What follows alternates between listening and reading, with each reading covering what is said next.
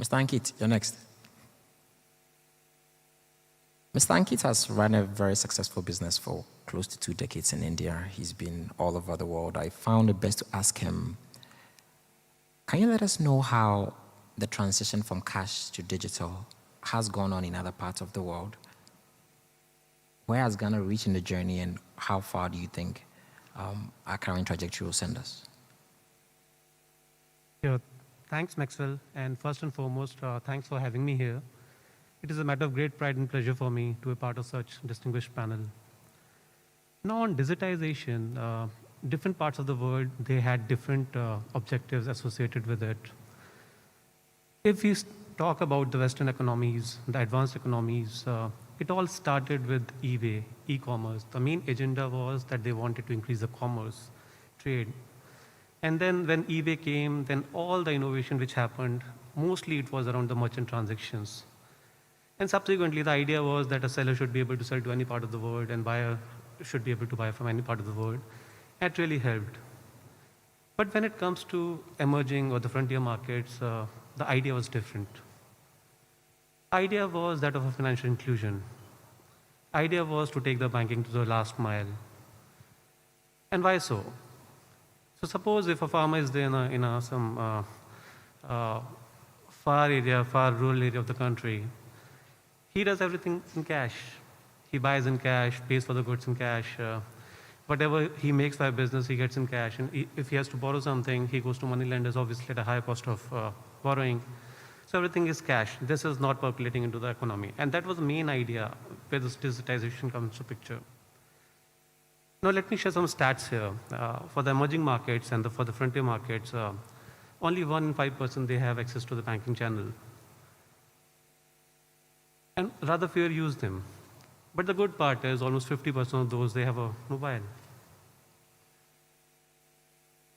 So why not use the mobile technology and give them the access where they can use that for making the payments? Now that physical divide, because banks cannot be there, it might not be a fruitful proposition for them to set up a branch there.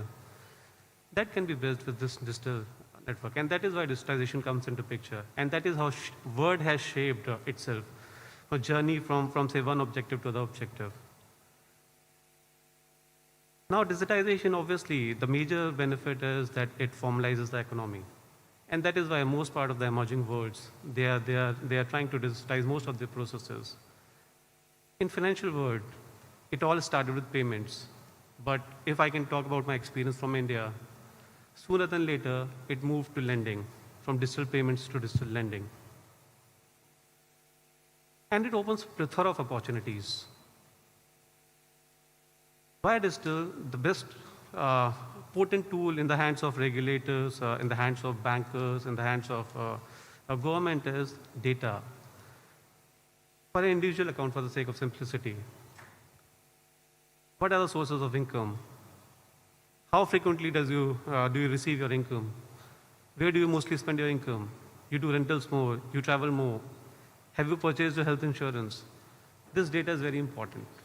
And that is where the future lies. Now with this data, banks can bundle their products. Banks can sell the, and I'm very sure in few years' time, we'll see a lot of fintechs operating in the space, right from credit profiling, data analytics, to lending, to collections. I'm very sure it should open a lot of opportunities for the economy. Now in Ghana, what I feel is that foundation is there. Foundation is there. If you see gradually your fintechs, digital banks, mobile money, telecoms, all the boundaries are diminishing. They've got blurred.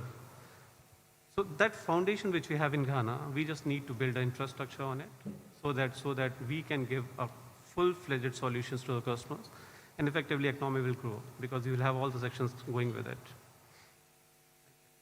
Thank you very much, Mr. Ankit. So are we giving a round of applause for that?